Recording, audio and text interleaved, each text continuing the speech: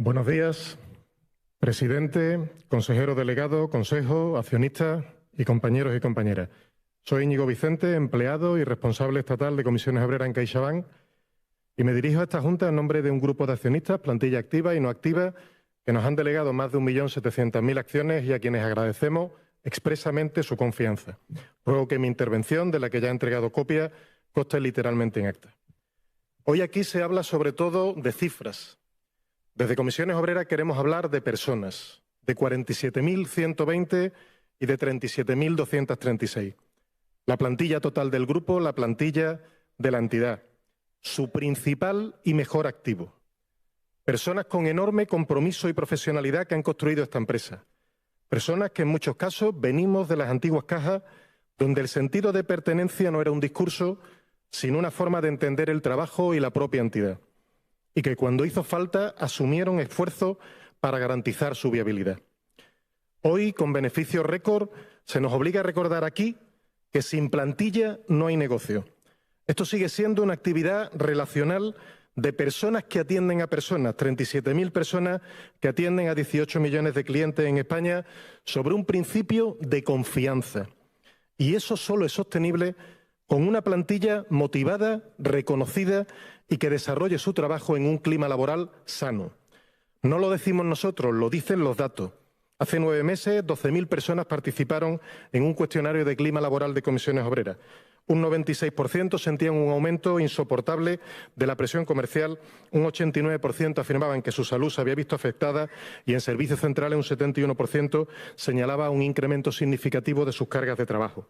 No lo decimos nosotros, lo dice la plantilla, que hoy está en huelga con más de un 90% de los centros cerrados y a las puertas de la Junta, tras los paros del 3 de febrero y del 9 de marzo.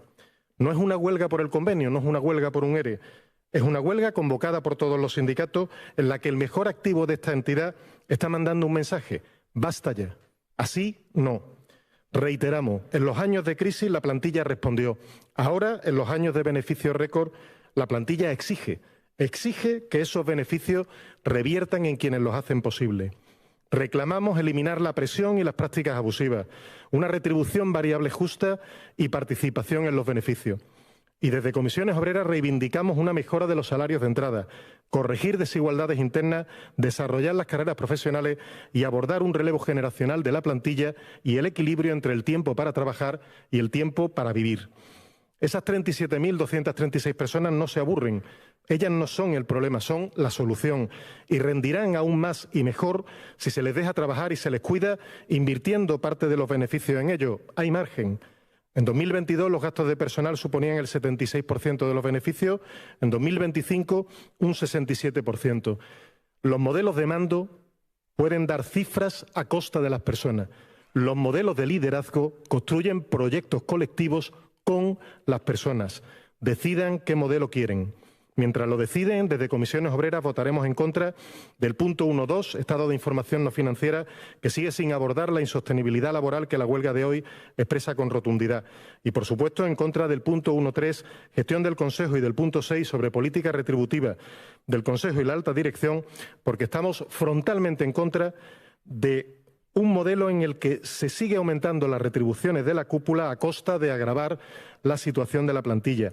Remarco, a costa de la plantilla, porque el sistema de remuneración, además de inequidades retributivas cada vez mayores, genera una lógica insana de presión escalonada de arriba a abajo para cobrar la retribución ligada a objetivos. Y un dato: en 2022 la remuneración del consejero delegado era 48 veces la remuneración media de la plantilla. En 2026 pasa a ser de 71 y creciendo. A este ritmo tendremos que juntar a 100 empleados, 200 si son los de más reciente ingreso, para igualarle. Presidente, consejero delegado, consejo, CaixaBank tiene, sin duda, historia y trayectoria, la que han cimentado y construido las personas, esas mismas que hoy están en huelga para pedir que les valoren, que les reconozcan, que les respeten. Esas personas que dan a CaixaBank su alma y su identidad. El año pasado mi compañera Sara Cutanda tendió la mano para buscar soluciones a esta situación, expresando que Comisiones Obreras estaría en el pacto o, en su defecto, en el conflicto. Hoy es evidente qué camino han elegido y cuáles son las consecuencias. En el día de una huelga histórica, Volvemos a reclamarle marcos de diálogo donde poder cambiar las cosas. El momento es ahora. Muchas gracias.